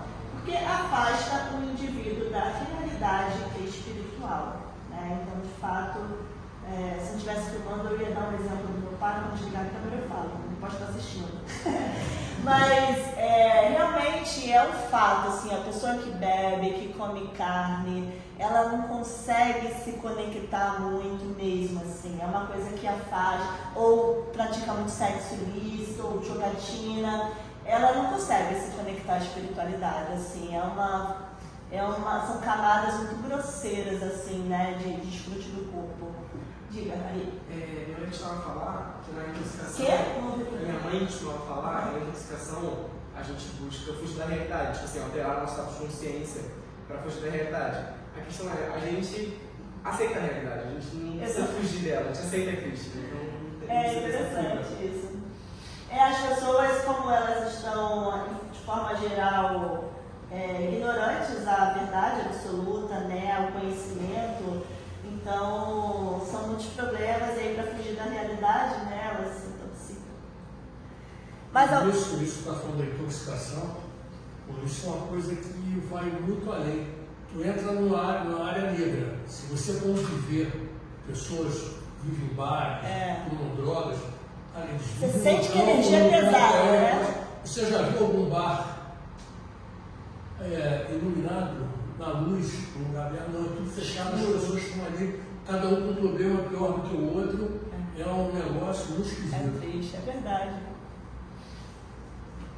Bom, vamos para o terceiro tópico de hoje. Alguma mais pergunta sobre os 4 princípios reguladores? Tranquilo? Então vamos para o terceiro tópico de hoje, que é alimentação. E aí, a alimentação, eu trouxe algumas perguntas, mas a primeira pergunta quem vai responder são vocês. E a primeira pergunta é: por que precisa ser vegetariano? Modo da bondade. Não violência, ahimsa, compaixão. Foi falado no slide anterior, né? Por que ser vegetariano? Para não quebrar o princípio da compaixão, que é um pilar da vida espiritual, né? Muitas pessoas que são vegetarianas, as pessoas são vegetarianas por diversos motivos, né? Tem aquele vegetariano que é por causa da natureza, tem aquele vegetariano que é por causa do corpo, porque sabe que a carne faz mal, e tem aquele vegetariano que é por causa, né, da compaixão aos animais, né? E a gente está mais ligada a essa compaixão aos animais também. A gente vai falar sobre isso porque a gente oferece os alimentos a Krishna. E aí ele não aceita, né, comer os próprios filhos, digamos assim. Essa questão assim, tipo, do leite, aqui, no caso, principalmente no Brasil, né, e também em grande parte do mundo, é também uma grande violência, né? Porque hoje em dia, se a gente vê o leite industrializado, ele é basicamente luz. E violenta as vacas, né, para fazer isso. Sim, além dos antibióticos, enfim, milhões de questões em torno disso. Eu entendo que ele trouxe, né, isso que eu acredito que não exista isso para isso. Acredito que não exista esse tipo de comércio, né, indústria lá na Índia, né, para... Não, a vaca lá é super sagrada. Então, assim, como que vocês observam essa questão, né, aqui na nossa realidade, onde o leite ele realmente é algo completamente contaminado e impuro? Essa é uma pergunta muito difícil, Tia Calata, porque de fato é uma incongruência que a gente tem, assim, uma coisa que a gente não consegue chegar ao acordo. Na verdade, a gente já chegou, mas não consegue colocar em prática aqui no Ocidente. De fato, o Prabhupada veio de um lugar onde a vaca é sagrada, super protegida, então o movimento é todo lacto-vegetariano, até porque, vou falar sobre isso ainda, nós não somos vegetarianos, somos prasadianos. A gente come o que é oferecido a Krishna. E Krishna come muito leite, ele ama a vaquinha, ele ama o lácteo, manteiga, iogurte, tudo. Então a gente vem com essa tradição. Porém, a gente está num lugar, no Ocidente, onde as pessoas não só violentam a vaca para tirar o leite, mas também matam a vaca para comer e fazer comércio. O que não tem na Índia, né? Na verdade já tem hoje, mas é bem menor. E então é difícil, porque a gente vem com uma cultura lacto-vegetariana num lugar onde de fato está certa, o leite industrializado vem de rinça, né? Vem de violência contra a vaca. Então a gente fica assim, uma solução que a ISKCON chegou, já existe como se chama, decreto, alguma coisa assim, que a partir de 2000 alguma coisa, a gente só vai poder usar leite para oferecer a deidade que for de vaquinha do templo, assim, né? Mas como a gente faz no templo urbano, aí você tem que ter um templo rural que te mande esse leite, né, sem violência. Em Vraja isso é possível, por exemplo, tem um vizinho que tem a vaquinha e ele só consome o leite dali, mas aqui, por exemplo, não é possível. E ao mesmo tempo faz parte do cardápio oficial da deidade o leite, né, o iogurte e tudo. Então é complicado. O que a gente ainda faz é entender que oferecendo leite a Krishna eu estou de alguma forma purificando aquela vaca. Ajudando, eu não, né, Krishna, mas ajudando a purificar aquela vaca, a gente medita nisso. Mas você está certa, assim, de fato é um alimento que vem de violência, impuro, e que a gente já está se organizando dentro da ISKCON para não consumir mais esse leite. Deveriam vender esse leite. Pois é verdade, ter vaquinha e vender o leite arrinça, né? Leite arrinça. Pode ser o nome da nossa marca. Mas aí, como se diz aí, o mercado perde, né? Isso tudo é dinheiro. Não, você diz o mercado lá fora ou o nosso? O mercado lá fora, né? Mas aí... E eles utilizam isso porque você tem não estou defendendo. Sim, né? sim. É um consumo muito grande e eles têm que abastecer o consumidor, quer dizer. As pessoas reclamam de muita coisa, mas o mercado dá o que o outro quer. Prabhupada no primeiro canto do Bhagavata, ele fala muito. Posso falar dele? Pois é, você vê os bezerros machos da criação, né, para a vaca leiteira, quando nasce o bezerro macho, eles matam. Que não vai dar leite? Não, porque eles não consumem leite que vai ser vendido. Meu Deus. E as vacas são sempre, né, ficando grávidas, porque para produzir leite. É terrível. Tem uns documentários de veganos que é terrível. Não, a máquina meio pareceu com os campos de extermínio nazistas, né? Uma coisa assim bem... Mas, Rogério, no primeiro canto do Bhagavata, a Prabhupada fala muito sobre a industrialização, sabe? E é complicado. A industrialização também é um problema para tudo. Para tudo. Eles visam só o lucro e eles botam o lucro acima de qualquer coisa. Acima de qualquer coisa, não tem pilar ético nenhum. Não tem. A ética foi embora nisso há muito tempo. Bom, respondido, Tia Calata. Por que não usar alho, cebola, cogumelos e ovos? Essa é sempre a dúvida das pessoas. Todos aqui sabem responder. Quem não sabe responder, levanta a mão só para eu saber. Tá. Então, o pessoal sempre fala, não é ovo, mas não é pela compaixão, o ovo não machuca a galinha, né? Então, por que vocês não comem ovos? O ovo, ele está na mesma categoria de cogumelos, alho e cebola, mas que a Prabhupada pediu para a gente prometer só não comer ovo. Alho, cebola e cogumelo a gente não deve, a gente não costuma, mas não é que é um voto, não é proibido, né? Mas eles 4 estão na mesma categoria, que são alimentos impuros. São alimentos no modo da escuridão, da ignorância, da maluna. Por quê? Como assim? É porque o alho e a cebola, cada um ali tem um motivo. O alho e a cebola são alimentos que eles têm a capacidade de absorver qualquer impureza. Se você deixar um alho ou uma cebola descascado dentro da geladeira, vocês não têm noção da quantidade de bactéria e vírus e tudo que tem ali, porque ele absorve tudo de ruim da geladeira. Inclusive tem uma técnica antiga das indígenas de qual lugar? Eu acho que é México, Bolívia, uma coisa assim. E aí, desculpem os meninos que eu vou falar de algo íntimo feminino, mas enfim, como se fosse ciência, né? Vamos falar como se fosse ciência. Mas existe uma técnica que as indígenas bolivianas utilizam, que é quando a mulher está com algum problema ginecológico, um corrimento, alguma coisa assim, ela pega um alho e coloca, introduz na vagina e dorme, fica 24 horas. Dorme com aquele alho e fica... E aí ele absorve todas as bactérias que tiver ali, qualquer coisa ginecológica ruim que ela tiver, ele absorve. E aí quando ela tira o alho, tá uma coisa horrível, mas ela tá curada. Os gladiadores faziam isso com os ferimentos, né? Com alho? Eles pagavam alho e colocavam aquela infecção. Olha, não sabia. É porque ele absorve, né? Então, hoje a gente coloca um creme e mata a bactéria, né? O alho ele absorvia para ele e aí você tira o alho. O alho era usado como antibiótico até a penicilina aparecer. Então o alho e a cebola, por eles terem essa capacidade de absorver tudo, são considerados alimentos impuros e por isso a gente não os consome. Eles também são considerados alimentos que agitam a mente, então eles atrapalham a meditação. O cogumelo, por favor. Estimulam, né? Estimulantes, O café entra nisso. Eles filtram todas as impurezas da terra.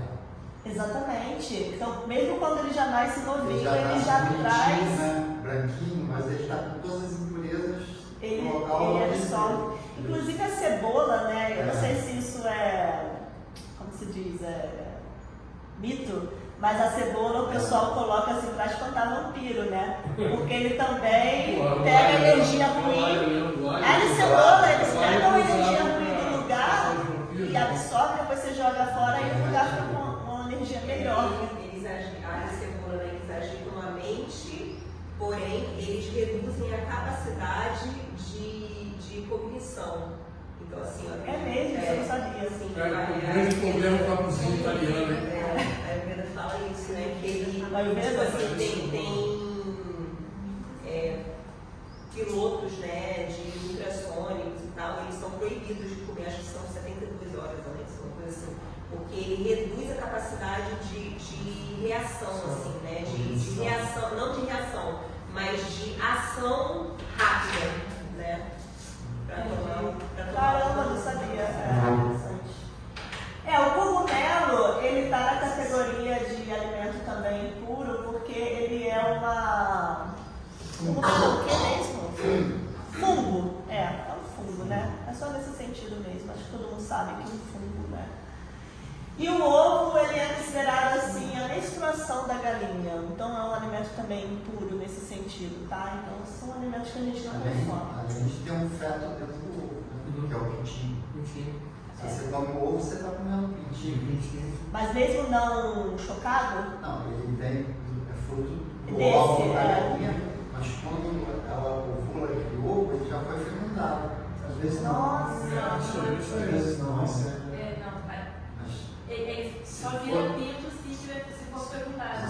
Normalmente não. Na forma de industrialização não, mas a natureza dele. Na natureza sim. A natureza seria esportiva. Não. Mas assim, o ovo, a carne da vaca, tudo mesmo indústria também, você vai pegar. O leite,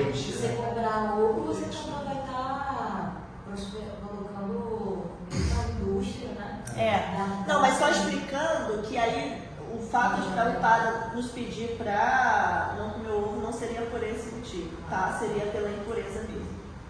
E o ovo hoje ainda tem uma coisa, né, em particular, que eu vou falar da ganância. O pessoal que come ovo gosta de comer ovo caipira, aquele marronzinho. Eles estão pintando o ovo. Meu Deus! Estão pintando. Nossa, eles são capazes de tudo pra Então, você ia falar o quê? isso me parece que ela vai fazer Eu te estava uma vez, cafeína, mas aí você poderia fazer Tá. Eu vou então só falar do café e depois eu falo do chocolate, tá? Eu não sabia disso. Então eles estouraram na Baixada, numa casa, que tinha não sei quantas dúzias de ovos. Pintado. Não era aqueles eu acho que com E eles certeza. pintaram os ovos no milhão. Entendeu? Com ovo caipira. Gente, outra pergunta que o pessoal faz muito. Café também não pode? Vocês não comem alho, cebola, carne, peixe, ovo, cafezinho também não? O café também é um estimulante, né? O chá também é um estimulante. Então, como a gente tem essa prática da meditação, né? O café, ele atrapalha também na meditação, né? E aí o Hari perguntou, o chocolate parece que era proibido, agora foi liberado, como é que é isso? É porque o chocolate ele também não era aceito assim dos devotos comerem por causa da questão do apodrecimento, não é, Dora, no processo de fazer o chocolate? Ele tem cafeína também. Ele também é um processo de apodrecimento da semente, então também tem fungo. Né? A semente ela precisa ser apodrecida, para depois queimada, depois triturada. Então, pelo processo vir, né, desse... Mas é algo que acho que o pessoal não aguentou, chocolate. Chocolate. Como o Prabhupada não proibiu? Esqueceram. Essa é uma luta. Não? Toma. Cacau, no caso do cacau. Assim, tem aquilo, né? O cacau orgânico, né? Tem, enfim, entrou no rolê do... Mas o cacau tem café? Não tem cafeína? Tem. Então é por isso. Então é pela cafeína. E duas perguntas que já vão dar deixa para nosso próximo slide, que seria falar sobre a traçada, né? Por que não pode experimentar a comida quando se está cozinhando? Alguém já ouviu falar isso? Que os devotos não experimentam a cozinha quando estão não experimentam a comida quando estão cozinhando? Por que não pode? Acho que dois motivos, né? Primeiro, que você está transformando a boca de Krishna em uma comida impura, né? E segundo, que você vai estar comendo algo impuro também, né? Você vai estar, tipo, qual é o nome que dá? Boga. Não, sim, mas quando você consome algo que não é marcaçado. Boga fala que é pecado. Pecado, isso. É o próprio pecado. É isso aí, você está ingerindo um pecado. E por que não pode comer dentro da cozinha? Mesmo motivo? Higiene. Higiene. Mas o pessoal costuma cozinhar assim, ó. Até parece na televisão, no Masterchef e tudo. Experimento para saber se está bom, se está bom. Pega assim, ó, faz assim, ó. Porque quem está cozinhando é a Dharani, não é a gente? Vamos falar então sobre praçada. Praçada, o que é? Então, 4 tópicos sobre praçada. É um ato de devoção, é uma oferenda religiosa, uma consagração divina e é misericórdia. Praçada, gente, a tradução mesmo é misericórdia. Vamos entender então por que a gente chama o alimento que é oferecido a Krishna como misericórdia, né? Primeiro que a gente entende, deixa eu ver se tem aqui, desculpa quem está anotando, vou passar aqui rapidinho. A gente entende que tudo que a gente faz na nossa prática, da nossa vida, do dia a dia, é assim uma oferenda a Krishna. Né? Tudo que a gente faz é como uma oferenda a Krishna. Inclusive tem um verso aqui, esse aqui, ó. 9:27, tudo que você fizer, tudo que comer, tudo que oferecer ou der para os outros, e quaisquer austeridades que você executar, faça isto ao filho de Kunti como uma oferenda a mim. Então Krishna nos instrui, né, a fazer tudo, qualquer coisa, como uma oferenda. Não só o que eu faço, o que eu dou, o que eu ofereço, a austeridade, mas também tudo o que eu como. Então a gente entende que o cozinhar e o comer também é um ato de devoção, também é uma oferenda a Krishna. Então a primeira coisa é essa. O cozinhar e o comer também faz parte da minha prática religiosa, da minha prática espiritual, tá? E são separados, né? Não é separado, exato. São o quê? No sentido de, tipo, você cozinha para você oferecer. E depois você come, né? Sim, então existe Krishna no meio entre um e outro ali, né? Mas o que eu quero dizer é que o cozinhar e o comer, eles fazem parte do seu sadhana. O que é o sadhana? Da sua prática espiritual. E aí quando você cozinha, quando você come, isso também faz parte da sua prática espiritual, nesse sentido. Então, é um ato de devoção também, né? Uma oferenda religiosa, que como Krishna disse, né, a gente oferece tudo para ele, inclusive o que a gente come. Então a gente oferece também o que a gente come para Krishna, não só o nosso trabalho, a nossa vida, mas também o que a gente come. Uma consagração de vida, porque é dito que quando você oferece um alimento para Krishna e ele aceita, ele consagra aquele alimento, ele purifica aquele alimento, e aquele alimento fica cheio de uma energia espiritual que também nos purifica, né?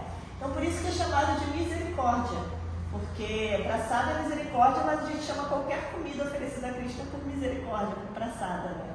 Porque justamente a gente está recebendo essa graça dele quando oferece esse alimento a ele, tá? Então, existe essa prática, né? A gente, antes de cozinhar, a gente medita que, na verdade, a gente está cozinhando, aí agora sim, o que a Champakalata falou, de que a gente, na verdade, a ideia é meditar em Krishna o dia todo, né? Sempre pensar em Krishna e nunca esquecer dele. Então, mesmo quando você está cozinhando, você está pensando que você está cozinhando para ele.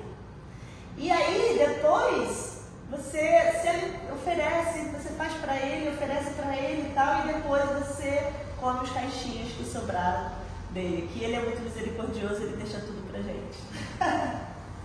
Então a ideia é que eu vou comer assim só os caixinhos, ou os devotos também brincam assim que vai comer com a babinha de Krishna, né? Que foi oferecida a Krishna, então você vai comer com a babinha de Krishna, e essa babinha assim, a comida fica deliciosa, né?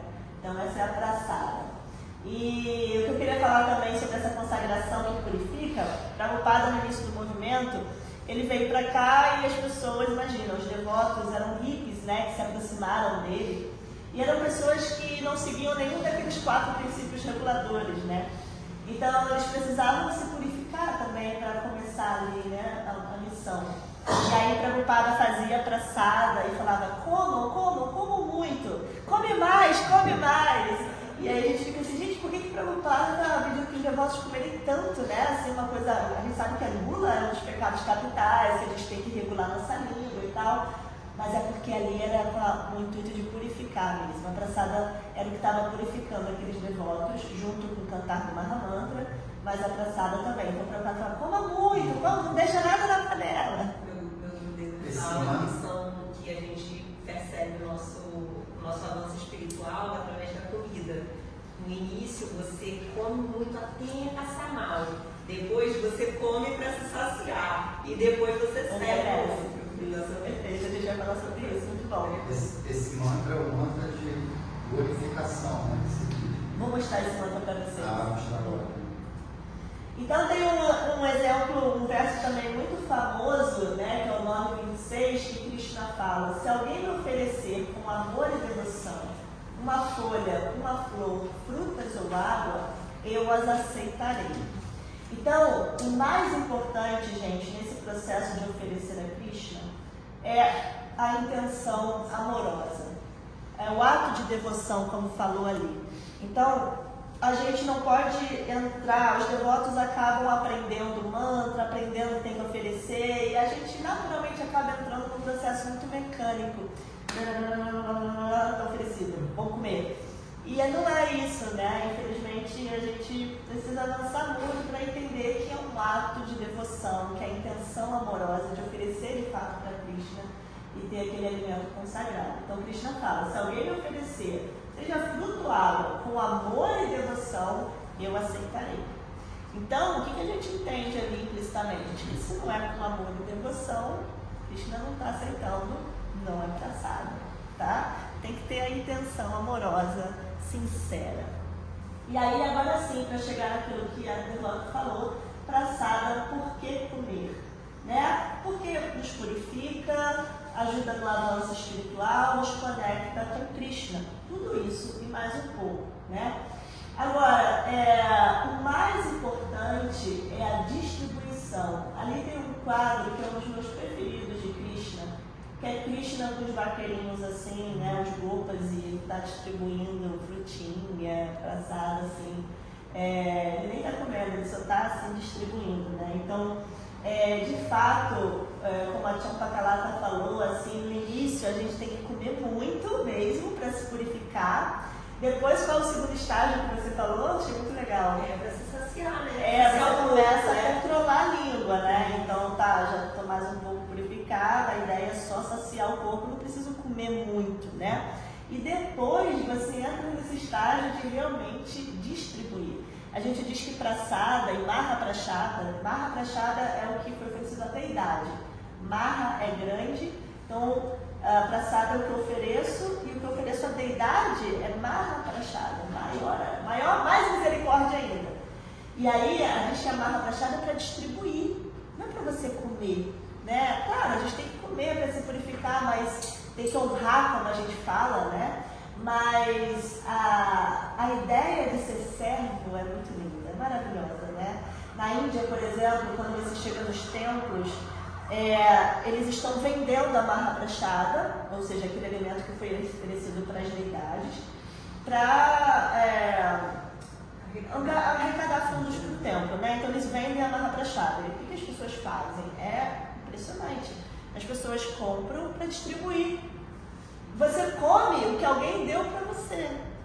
Você compra, não é? Imagina, os ocidentais chegam lá, né? Vamos, deu um para meu marido, para mim, para minha filha. Não, lá eles compram para distribuir. Então lá eles já têm essa consciência, né? A prasada, ela ou seja, a misericórdia, toda a misericórdia que a gente recebe de Deus é para compartilhar, é para servir, é para distribuir. Né? Mas tudo bem, se no começo a gente também está precisando muito, né? Às vezes a gente está precisando muito, a gente está certo de comer bastante, de se purificar. Você pode explicar um pouco sobre... eu não entendo muito bem, tipo, boga, porque tem todo um processo, né? Tipo, não pode... a roupa tem que estar limpa, né? Para você cozinhar para Krishna e tudo mais. Só que a boga é impura. Aí muda a minha cabeça. Assim. Não, a boga não é impura. A boga não é impura. Eu não vejo assim, não aprendi que ela chega a ser impura e que ela vai te contaminar, por exemplo, se você está com uma roupa limpa. Qual é a ideia? Boga é o alimento que não foi oferecido a Krishna. Prasada é o alimento que já foi oferecido a Krishna.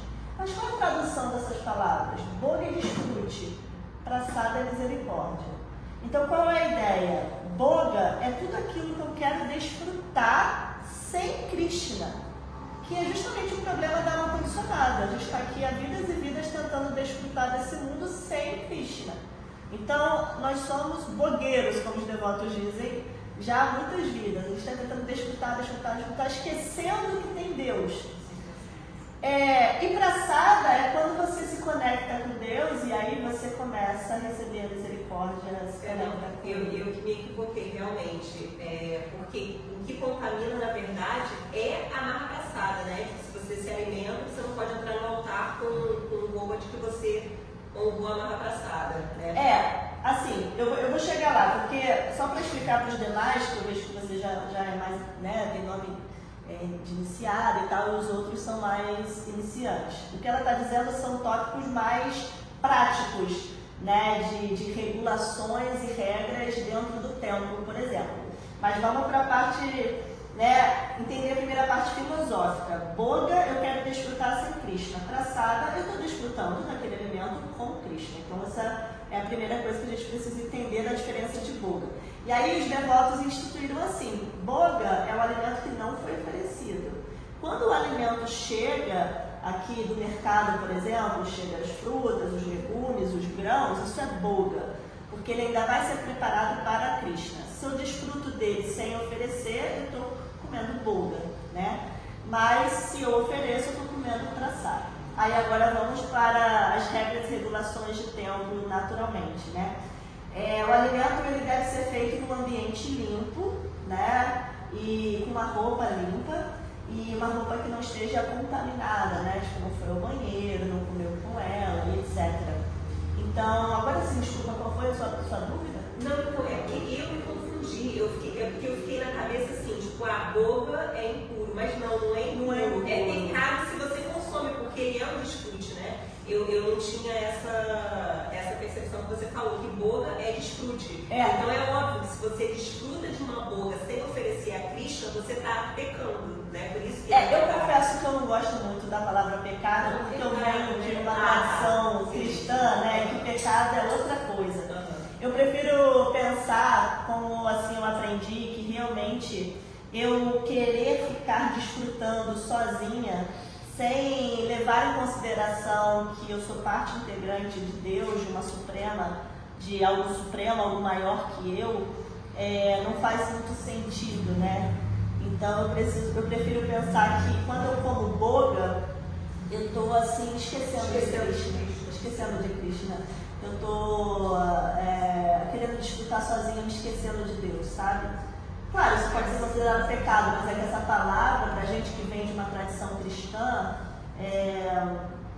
eu acho que deturpa um pouco a verdadeira ideia do desfrute sem Krishna, né?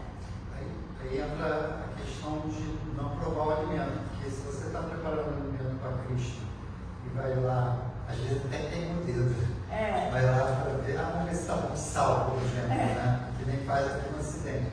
Então você não pode provar.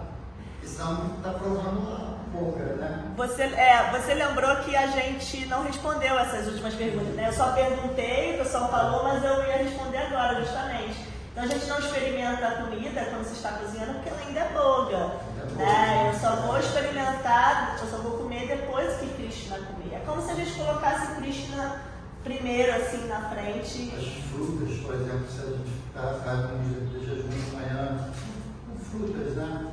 Então, até mesmo antes de descascar e tudo, faz o oferecimento, aí fala o mantra da Krishna, três vezes, né?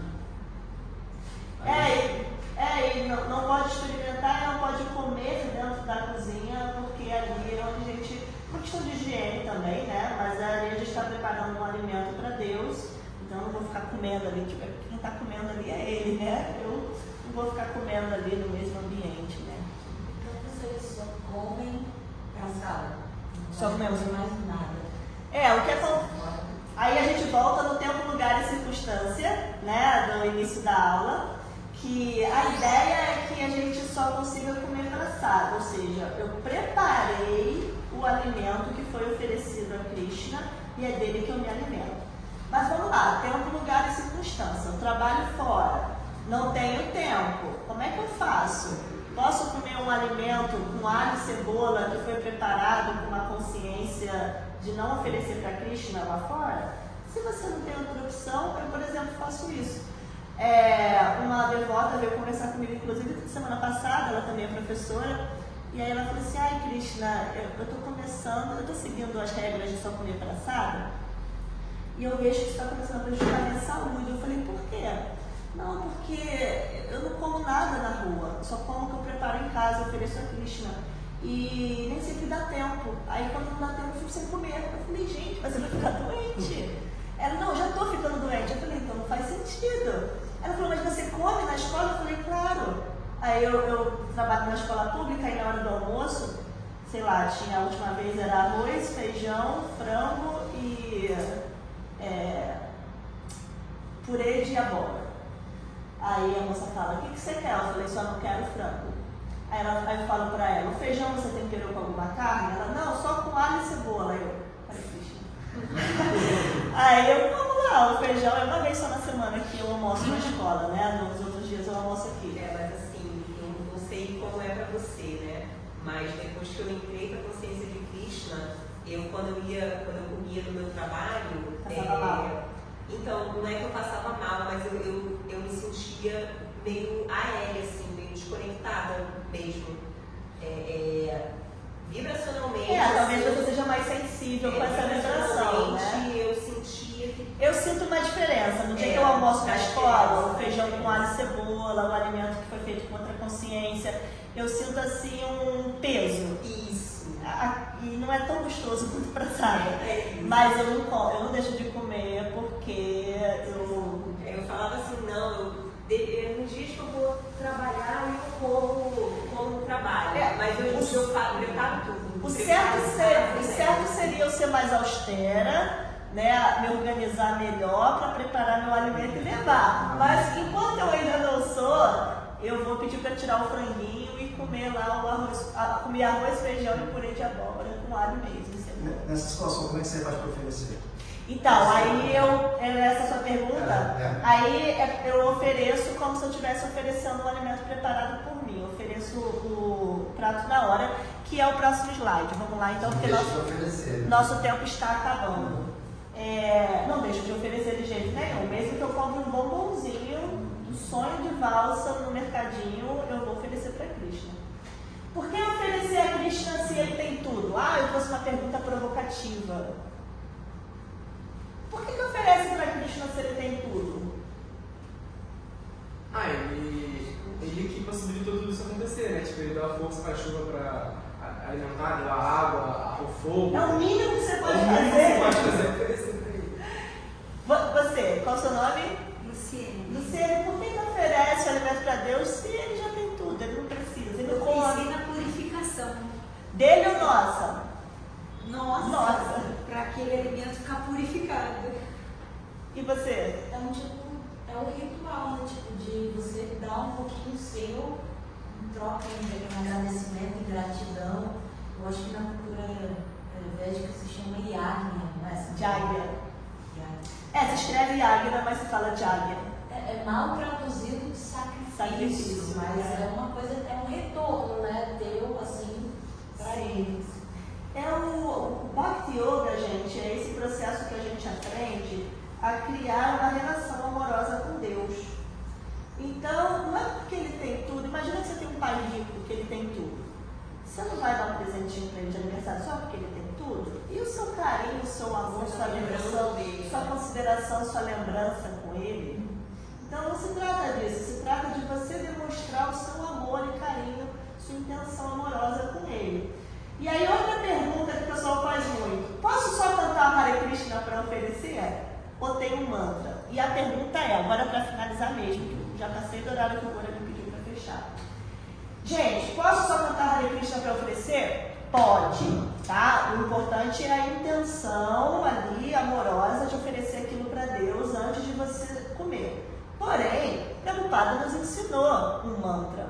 E por que eu não vou seguir o que Prabhupada nos ensinou se tem um mantra assim que ele passou, né? Então, às vezes só dá um Hare Krishna, mas eu, por exemplo, que já tenho as 5 orações de cor, eu sempre faço o mantra completo para oferecer. Eu vou ensinar esse mantra para vocês para fechar a aula, tá? Então pode só oferecer com Hare Krishna, pode ser só uma intenção, mas quem está querendo aí se tornar um devoto, não tem por que não usar as orações que Prabhupada nos ensinou, tá? Então, como é que é isso? Quais são as orações, essa é a sua pergunta, né? Quais são as orações que a gente...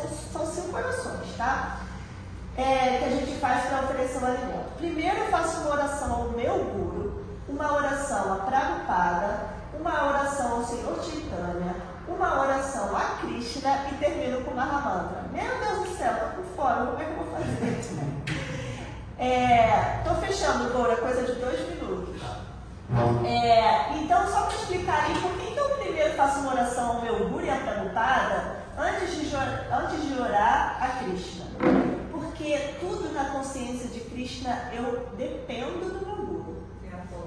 É a ponte a Krishna. Eu dependo da misericórdia dele para chegar a Krishna. Sem o Guru, eu não chego a Krishna. Então, vocês percebem que os devotos chegam ali no templo e eles prestam reverência. Aí vocês devem perguntar assim: o que eles estão cochichando ali no chão quando eles botam a cabeça no chão?